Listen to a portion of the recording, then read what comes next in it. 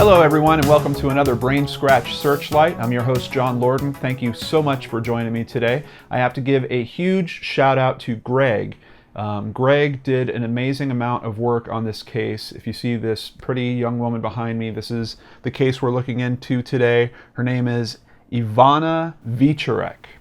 And this is a case from Poland, and it was very challenging to look into. I've had a lot of people suggest this case, and I took a look at it probably 5 or 6 weeks ago to try to do research myself on it, and I couldn't because all of the source material except for one article at Reddit was in Polish, and obviously I don't speak Polish. So people kept suggesting it in my comment threads, and at one point I replied to one of those and said, I need some help with this. I need someone that can translate Polish because we need to look at multiple sources to kind of bring this story together. Well, all of a sudden I get an email from a new BrainScratch researcher, Greg, and he speaks Polish and English. And not only that, he went far above and beyond by actually creating a website directly dedicated to Iwona and hosting all of his research there. So I'm going to have a link in the deep dive files at brainscratchers.com where you can go and click through and get directly to Greg's website. However, if you want to go there, it is just it's iwonawieczorek.com. So pretty easy to find. Here's a quick screenshot from it. We're going to come back to it here soon. But here we can see Iwona, and she went missing in 2010. It's weird because in researching all these cases, I'm now starting to see certain patterns that happen. This is a girl that was out partying with friends and decided to walk home alone. So if you take nothing else from these videos, I hope that a lot of us are not faced with these situations, but maybe we can learn from these stories. And if there's something to be learned from this one, it is do not go walking home in the middle of the night alone. There has to be a safer way for you to get home. Call a family member, have them come pick you up. Out here, you know, we can always get an Uber or a taxi or something like that. But or at a bare minimum, have a friend walk with you home. I see so many of these cases where a young person goes walking home alone and either they wind up in a river, found dead weeks later, or if they're a female, for some reason they typically don't show back up, and it really breaks my heart. I hope that's not the case here, but we're now coming up on almost 6 years of Iwona being missing. So let's see if we can do something about that, and let's review the details of this story. Now, just to give you a little sense of what I was facing, if you do a Google search on her, you'll see the Reddit article, which I am including in the links in the description box below, and does have some good insight. What I find interesting is most of these pages you can see are in Polish. And then we have one here that is a YouTube video. It looks like Rob Dyke beat me to the punch, but I'm very happy he did. The research that his team did came out quite a bit different than the research that Greg did. So I'm more than happy to cover our angle on this story, and we kind of go into it a bit different than Rob. But that being said, I really like Rob's work. I am including a link for his video as well down below, and he also had some contact information, so I'm including that in the description box below. I have reached out to Greg, and I'm asking for any other types of contact information, phone numbers or email addresses. If I get those back from Greg, I will add those in the description box below. So if you have any information on Iwona and want to contribute that, which I urge you to if you have any info, you'll have the contact info in the description box below. But outside of that, you can see these are largely not in English, so very tough case to research. Even if you do a quick search on YouTube, you'll see that most of them, here's Rob's video, most of them are not, once again, not in English. Now I did find this video, which was actually in Spanish, Lococo videos. Not a very big YouTuber, but I have to say I thought they did a really good job, and the whole video is subtitled in English. So once again, they have some other aspects to the story that are a bit different than the research we pulled out. So I think it's worth viewing them. They are also in the links below, so you can check that out. So let's head over to Greg's website. Now, what is really cool about this is He kind of took the basic research format that I send to anyone that wants to be a BrainScratch researcher. Speaking of which, if you want to be part of that crew, you can go to brainscratchers.com and find the researchers link on the left and click on that, and it'll basically tell you kind of the formula of research, the format, and how I go looking for things. So he did that, and then he even added some other things on top of that, and it basically turned into this nice row of tabs right across the top. So let's go over the basics. Iwona Wieczorek, dated disappearance was July 17th, 2010. The place of disappearance was Sopot, Poland. She was 19 at the time. Height was 5'5", hair is blonde, eyes are brown. She was a high school graduate and applied for admission to the Naval Academy to study international relations. She was waiting for admission results when she was planning a vacation in Spain with her older sister. She lived in Sopot, Poland, a seaside resort town on the Baltic Sea, popular with tourists. So from here, we're going to go to the timeline, which is something I do request from researchers, and he did an excellent job. We're just going to go piece by piece. July 16th through the 17th, 2010. That's Friday and Saturday. 10:30 at night. Iwona, 19, met up with Adria, 17, her friend, and 3 guys, Paul, Mark, and Adrian. Iwona met these guys 1 month prior. Iwona and Adria were neighbors in an apartment block on the first floor. All 5 left in a Toyota and had a small party in Paul's suburban garden. Iwona told her mom she'd go clubbing and sleep over at Adria's, and I've heard a few different takes on that.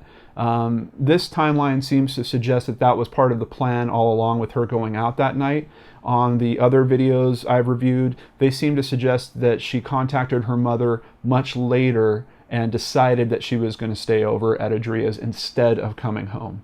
But that's kind of where these stories are a bit different depending on which videos you watch, basically. But here we go to 12:30 at night. They took a cab to the Dream Club, a night spot in Sopot. Iwona was somewhat intoxicated. They were in the VIP section. Iwona did not drink at the club, which seems to exclude the possibility of being roofied.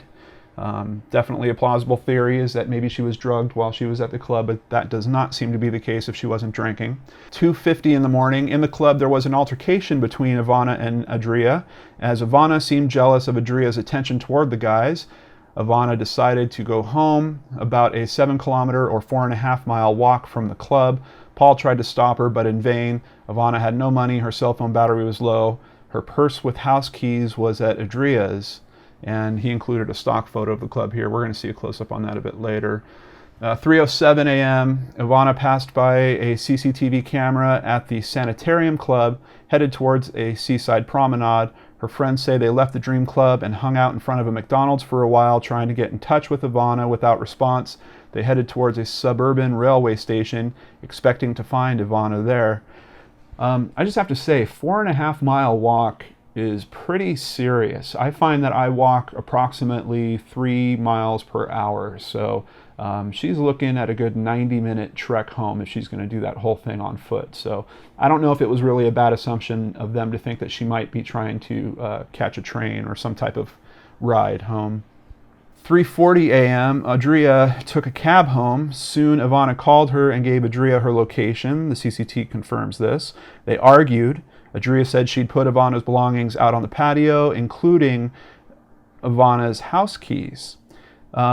This is where things once again get a little different. In the other stories you hear, she is saying that she had worked things out with Adria, and she is basically going to stay at Adria, or Adria, I really don't know which it is. She's going to stay at Adria's house, and that Adria is actually leaving her keys outside somewhere so that Iwona can get inside the house when she gets there. So that's where, once again, the story is just a little bit different. Iwona's stepdad said he'd woken up around 4 a.m. and that he heard the conversation outside his window. He thought both Adria and Iwona were outside. Adria said that during the conversation she'd passed by Iwona's home alone. The stepdad is confused. He only heard the name Iwona, not her actual voice. Cell phone records confirm Adria's location. I did see another spin on this, that she was using speakerphone, and that is possibly why the father appears to have heard both voices. Iwana's phone battery died. There was a small birthday party in a small pub called Banana Beach along Iwana's route home. A few of Iwana's friends were there. None of them remember seeing her. 4 a.m., Paul, Mark, and Adrian say that sometime after 4 they got a lift home from another friend. They got home after 4:30. Cell phone records confirm their phone's location after 4:30. I think this puts them in a little bit of a question mark column for me personally, because the time frame seems to be there where if they wanted to try to track her down or find her, if they knew her home, knew what path she might be taking, they might have had some opportunity to do that, but we'll see.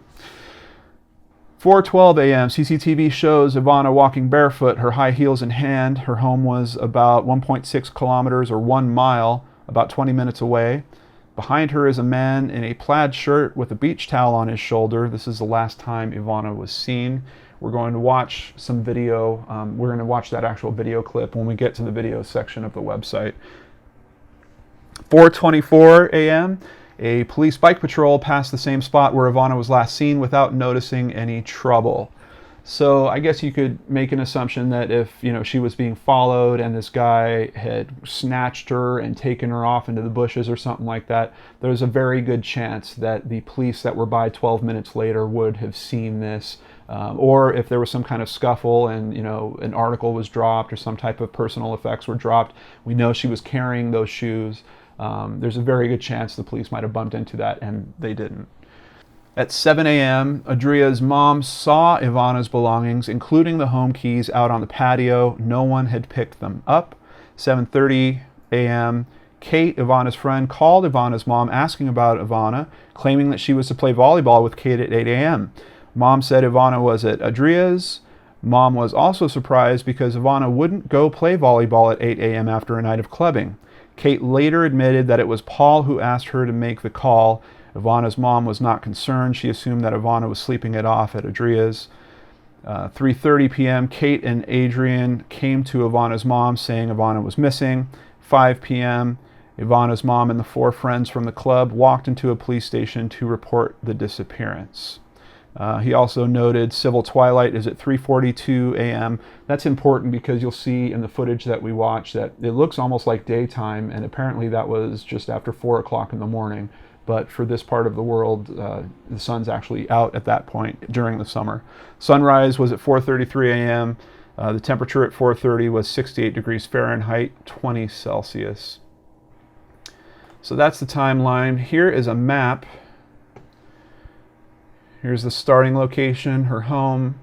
She went from there to the garden where they had their kind of pre-party, out to the club, left the club, and basically walked kind of along this seaside promenade and was last seen right around here. At this point, I think it's important to see the pieces of video. So we're going to jump to the video tab that Greg put together here, and you'll see 2 links. This is the first one, and she apparently pops up 40 seconds into it. We're going to jump ahead here. And that's her, walking right through, carrying the shoes, all alone, unfortunately. And there she is again. She doesn't appear intoxicated. She looks like she's pretty stable. She's not wobbling or anything like that. Her head's held high as she continues. And here is the second one. This is later in the morning, and the one that I said looks a bit like it's daytime out because it's very bright footage. And she pops up at 3:55. Here she is, and here's the guy that's walking behind her. And he's got a beach towel on his shoulder. It's kind of hard to see from here. His shirt is somewhat open. Police actually made a composite sketch of him. We're going to see a little bit later. And that is it. Now, one thing that just gives my brain a little tickle in a bit of a strange way is, I don't know if you notice it, but watch his footpath. You see, she's walking dead center of this. he starts kind of deviating a little, and then he takes one step that resets him and puts him directly back in the center of the path. Watch his footsteps. Kind of peeling off a little, and then one step where his legs actually, one leg crosses over the other to put him back in the center of the path. Now, that might lead me to believe one of a few things. One, maybe he's slightly intoxicated, or he's got a bit of a buzz or something. But more importantly than that, I think he might have been following her. And that's not to say that he had any type of malicious intent. I think if you're walking out somewhere and there's someone in front of you, you might naturally track their footsteps. That might just be a kind of natural thing that happens. But particularly if you're focused on him. And here she is, a pretty young woman. He seems like a man, a middle-aged man. It appears to me, if nothing else, he at least noticed her and maybe has some piece of info that can help in this case. I'm really not sure. So now we're going to bump back a few notches here to the investigation. Police assume that Iwona crossed the park and arrived in the area where she lived. The park has been searched many times, including dogs and a helicopter with infrared camera. The man with the towel has never been ID'd by the police. A private investigator searched Iwona's computer. He found no signs of Iwona's planning anything unusual. A white beach towel was found in the park by a search team. It's not clear if it's the same towel as the one in the video. Next Monday, one of the guys from the club informed his car insurance that he had wrecked his car. Police searched the car but found nothing. That's an important piece, because I did notice in the Reddit thread that the wrecked car came up, and some people were thinking, oh, did he have an accident with her in it, got rid of her body, or something along those lines. But according to the info that Greg pulled out here, the police actually searched the car and didn't find anything. So it seems like the car wreck is not related to her disappearance. A member of a beach cleaning crew claims to have seen Iwona sitting on a beach talking to a man, possibly the man with the towel. They both got up and headed off in opposite directions. No one followed Iwona. The friends from the nightclub were given polygraph tests. They passed. Paul initially refused. An acoustic study showed that a scream would have been heard over 200 meters in the park, 600 feet. Likely within an earshot of other people in the area. No one heard anything. At some point, a private investigator claimed to have found the man in the footage. Supposedly he's 40 to 50, a family man and lives abroad. When the detective called up the man hung up. Once again, we don't know if that is true or not. One thing that is becoming an unfortunate trend for me in looking into these cases is you can't always trust private investigators, which is very unfortunate. 2 months after the disappearance, a man tried to get $200,000 from Iwona's mother for information about her. He was tracked down by the police, but he was cleared of being involved. He got 5 months for an extortion attempt. I can't believe time after time that people would try to extort the family of missing people. It's really, really sick. 2 days after Iwona's disappearance, a letter arrived from her college. She was accepted. Certainly a bit of a heartbreaker, I'm sure, especially for her mother, to open that letter and see it. The police now say that they don't consider the man in the video a suspect anymore. Apparently he's visible a few minutes later in another CCTV footage. Time too short to do any harm to Iwona. He's headed in a different direction alone. And Greg pulled some stats on the investigation. 5 years, 20 file folders, about 200 pages each. 300 people have been interviewed, 15 expert opinions, 250 inquiries sent out to other police stations, 10 psychics offered services. The case is now officially cold. So let's go into theories. Typically with my researchers, I ask them to kind of summarize the popular theories plus any fringe theories. The mother suspects the friends from the nightclub. The police think she's probably dead by now. The public prosecutor thinks Iwona is somewhere else in Europe. Other theories, maybe she decided to take a cab, even though she had no money, and the cab driver was involved in her disappearance. She had amnesia. She was victim of a hit and run, and the driver hid away her body. Maybe someone in the club asked her to do something illegal, but she refused. She was ambushed on her way home because someone was afraid she wouldn't keep the secret. I've seen a bit more, I can't remember if it was in Rob's video or the other one, about this theory.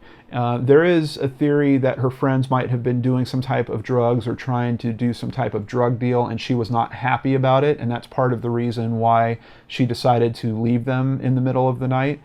There is also some other theory. Apparently she had dated a police detective or officer of some type who was a bit older. He was 25, I believe, and she might have been a confidential informant trying to bust a drug ring. So around those theories, of course, is the thought that perhaps she was silenced by a member of that drug ring. Iwona resembled her mom physically. Perhaps Iwona was targeted by mistake. Someone wanted to get to her mom.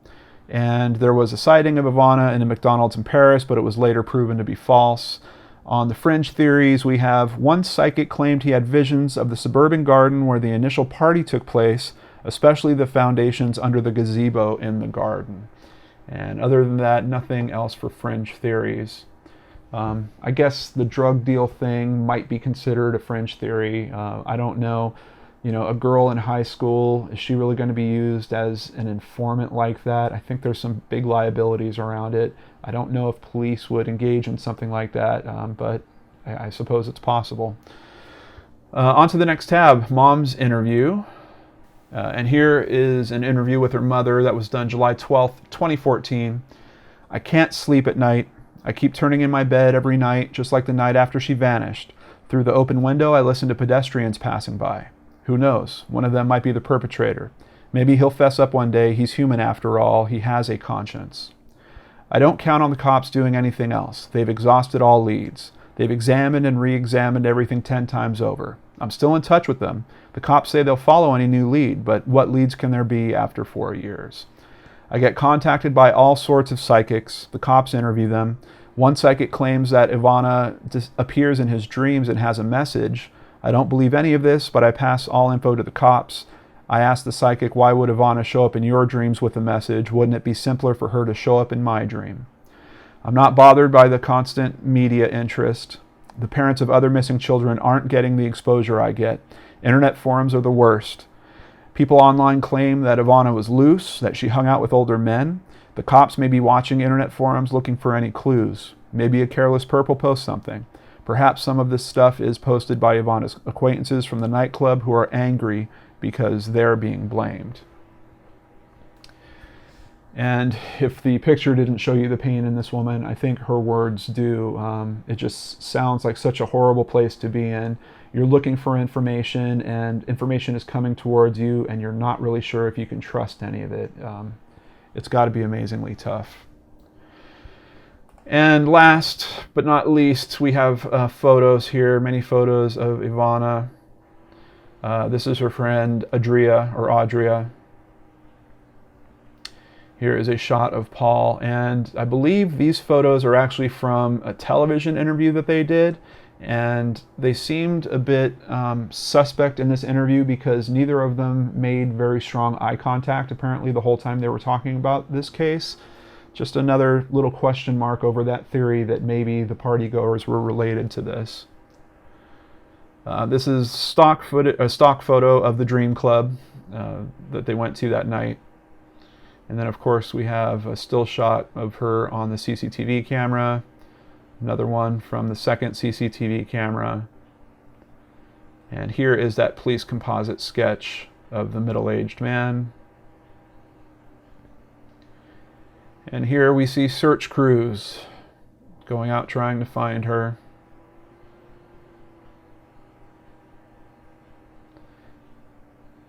Shot of her mother in the park. I believe this guy is the lead detective in the case. It's kind of hard to tell from the back, but I think it's this guy here. Shot of the park, and of course her mom and stepdad. Her mom putting up a poster. And unfortunately, that is where this ends. As I said, please check the links below, and please, as usual, be sure to share this with any friends, particularly in that part of the world That's one thing that is kind of special about coverage like this on the internet. You know, a news story on television gets broadcast once and it largely disappears.